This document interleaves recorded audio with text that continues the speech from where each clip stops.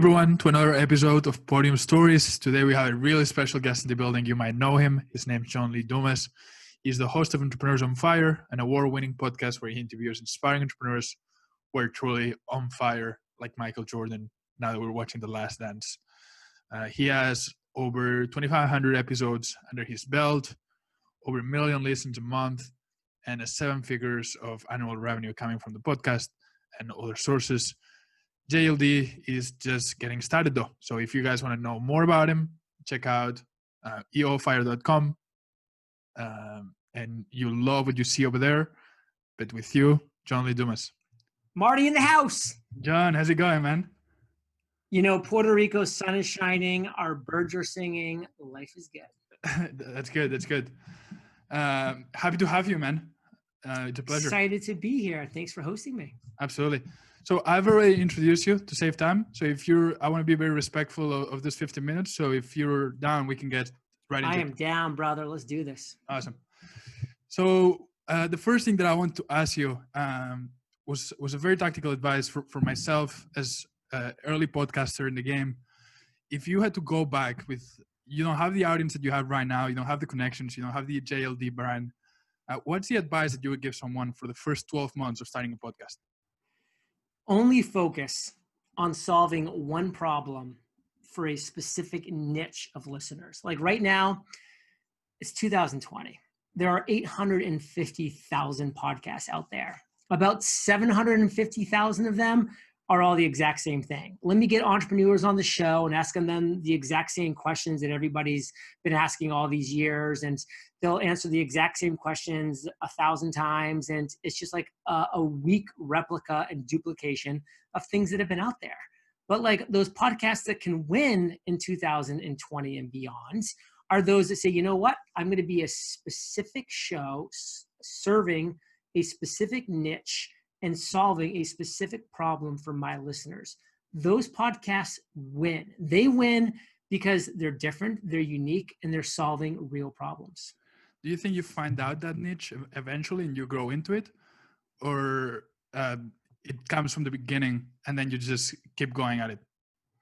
I think there's no simple answer to that question, but you need to try initially to identify a niche so that you can start getting traction within that niche. Because again, you're able to get down into an area that's not massively saturated with competition, and you're able to solve those individuals' problems better than anybody else.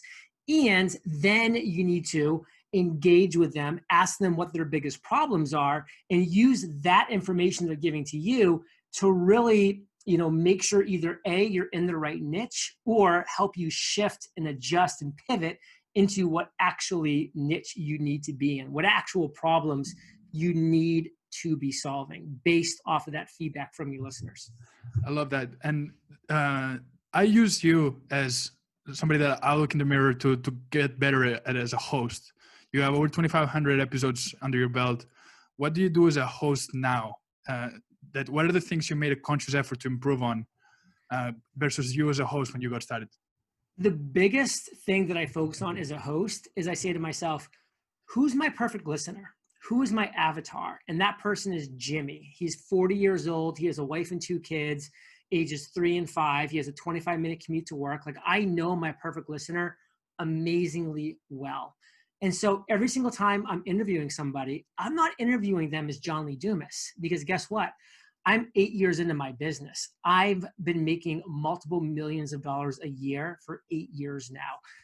I have my dream house, my dream business. My listeners, they're earlier in the journey. They're just starting, or they're just a little ways in, and they're trying to learn and grow and get momentum. So if I ask questions that just me, JLD, had, they wouldn't be nearly as relevant as if I ask questions that Jimmy has, my perfect listener. So I put myself in the shoes of my avatar, my perfect listener, and I come at it with a mindset of curiosity, always saying, John, what would Jimmy be thinking right now as my guest is sharing this topic, this explanation, this thing? What would Jimmy want to know? And then I try to ask those questions. That's so interesting to me because this is my side project. My real business is an agency doing content marketing as well. So I wanted to ask you, how do you think, especially B2B CEOs, can use a podcast to help their business as well? Right? I think it has already provided returns for me, besides my personal experience, which I love. But how do you think, from a business standpoint, that a podcast can help a company marketing strategy? So a podcast can help a content marketing strategy just overall in general, because it's going to allow you to deliver free, valuable, and consistent content to a set of listeners who are going to grow to know, like, and trust you, the host. They're going to be able to trust you. Like, you're not going to read a blog post and like immediately trust the author. You're not going to like watch a 3-minute YouTube video and immediately trust, the person that created it. But you're going to listen to like a 35 minutes podcast episode where it's literally your earbuds, are in, and that person's voice is delivering you value, not just one episode, not just 2 episodes, but 10 episodes, 20, 50. Some of my listeners have listened to thousands of my episodes. So they have this know, like, and trust, so that when you turn to them and then say, Fire Nation, like, what is your biggest struggle right now? Like, what are you struggling with right now in this moment? They'll tell you. They'll be honest because they feel like they know you with their problems, their obstacles, their challenges. And then the best part is you can create the solutions. And since they know, like, and trust you, they're going to want the solution from you because you're the person that created the value. You're the person that built the trust. You're the person that asked the question of what they were struggling with. And now you're saying, here's the solution. You're welcome. I love that. And one of the things that I really like about your show was, especially at the beginning, it was different from the other shows because you were doing daily episodes, right? So I wanted to ask you about the process of getting great guests, making them feel comfortable as well when they come in the podcast. And what's your way to attract those ideal guests that are maybe out of your league, especially when you're starting at the beginning, and making them want to be part of it? Well, I'll start backwards because there's a few questions there. So if you need to repeat any of them, please do. But basically, one thing I want to share with people, because I think it's super important, is guess what? When you first start, you probably shouldn't have the big guests on your show because you're not ready as a host. You don't have an audience. So you're essentially potentially wasting their time because they're taking their time, energy, and effort. I look at myself differently because, I have a massive podcasting community where I teach people how to create podcasts. So I kind of feel obligated when people ask me to be on their show to say yes, because I want to say yes, number one. But number two, it's like, if I'm going to be the person that's going to be out there promoting podcasting and encouraging people to start their podcast, like, I really want to make time to be on their show. So I'm kind of an exception to the rule, but for the most part, like, you shouldn't go for the big guests on your show in the first 6 to 12 months because you owe it to yourself to become better at your craft. You owe it to your potential future guests to have a bigger audience, a more impressive and well-structured podcast, and just be offering a overall better product for them to become a part of. And guess what? If you have somebody big on your show and you're terrible and that leaves a bad experience in their mouth, that's the first, experience they've had with you. Like, that first impression is not going to go away. And they see you in the future, in the back of their mind, going to be like, man, that person just really kind of wasted my time, was a little awkward, like, nice to meet you. But if you instead crush it on an episode because you've taken the time, you've put in the reps, you've gotten good, and you just destroy it, which people, by the way, have done a great job with me in different interviews over the years. And I've been very impressed. I've seen them in person. I've been like, whoa, by the way, you were good for these reasons. And like, that's a great way to build relationships. Because, when I started, it was just a different ballgame. There was only a handful of interview podcasts, in the business sector. And so it was just kind of this rarity. So people weren't overwhelmed with being asked to be on shows anyways. And I was bad, by the way, and I didn't do things, the right way. Now I'm looking back with all my experience and saying, this is the way I should have done things. And this is the way people should do things. And, I didn't follow my future person's advice because I didn't know that advice back in 2012, 2013, 2014. Right. And I learned the hard way, which I'm now, sharing my lessons learned with you and your audience right now. But, in my mind, listen, go after those people that aren't the big names yet, but that are looking to share their voice, their message, their mission with the world. And you become better by interviewing them. You guys both get better by interviewing each other. And then you're able to grow your skills, your knowledge, your value. And then when the time is right, you'll know it. Then you can go after these big names with a platform that actually matters. So that was the part that I wanted to answer first. What else do you want to dive into with your question? Yeah, actually, tell me about patience, right? Tell me about how you dealt mentally about seeing your success grow over time, but the things as a podcast host were not happening immediately? So nothing happens immediately in the podcasting game. And that's why it's super valuable, because listen, people pod fade all the time because they jump in, they want instant success. They don't get it after 3 to 6 months, and then they pod fade. They just go away because they didn't get that instant success. But like the people that have a plan, that stick to that plan, that are consistent, that deliver valuable content, that are solving a real problem for a real niche of people, they stick around. In a year, 2 years, 3 years later, something clicks, and then boom, all of a sudden, their podcast is a massive revenue generator for them. It's a massive audience generator for them. It's just a massive part of their business, but it takes time. Like, you are planting a seed that's not going to grow overnight. Like, you are not going to be doing a Facebook ad that's going to, cost you $1,000, but potentially give you a $5,000 sale. It's not that. It's not that kind of instant gratification. It's, you're building a foundation. You're building actual content and a base. And by the way, you're building skills and knowledge to serve you for years to come. Like, that's the more mentality you need to be having when you're going into this kind of content creation game. Absolutely. Tell me about, that's something we don't often talk about, is the team behind great podcast hosts.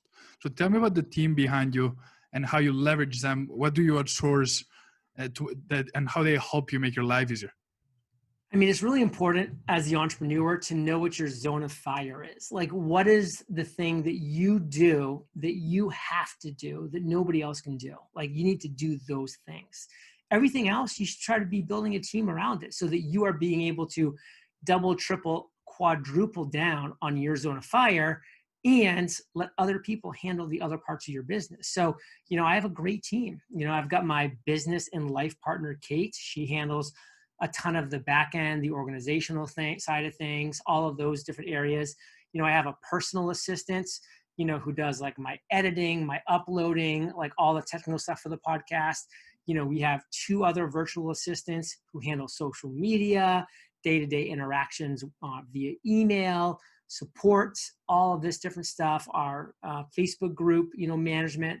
And it really just allows me to, of course, be a part of all of those things, right, but not have to take all of those things on. So building the team out's huge. We do have a small team. It's just myself, Kate, and essentially 3 full-time virtual assistants.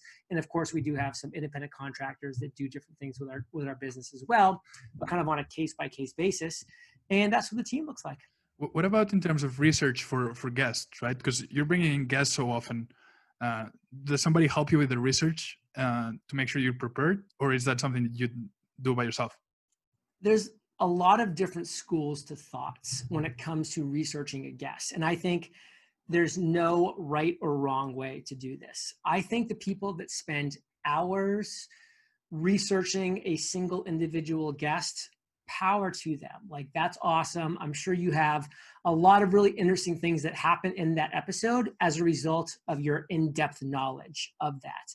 For me, I had to be practical. I was going to do a daily podcast. Right. I wasn't going to be spending hours researching every single guest when I was doing 30 episodes every single month, 365 per year.